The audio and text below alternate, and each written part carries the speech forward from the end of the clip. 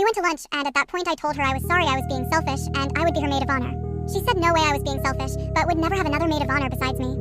It's not going to be the easiest thing in my life, but I can't not do it. So we went back to her apartment, and Gregory was home. Suddenly I felt like such an idiot, because I couldn't possibly be in their wedding, let alone ever be around the two of them together.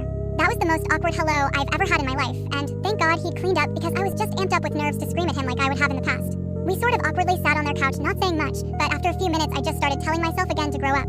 Don't let my own feelings get in the way of two people who may really belong together. Seeing them in person together is even more saccharine sweet than I thought possible.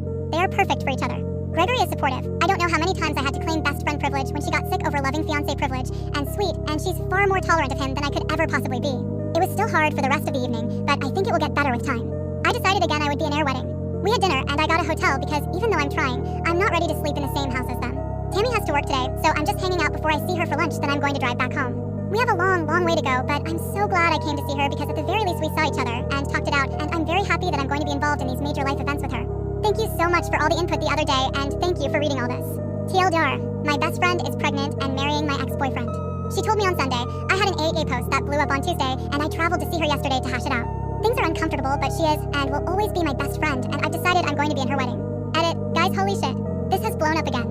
I literally just got home and have over 200 inbox notifications. Thank you so much for the gold and silver.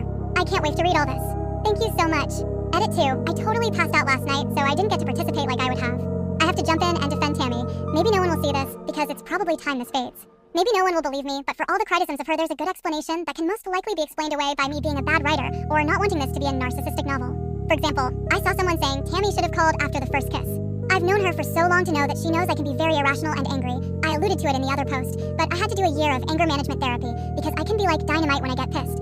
I'm way better now, but she probably has legit PTSD from some of my freakouts, and she figured it was a one-time thing, so why poke the bear if that makes sense?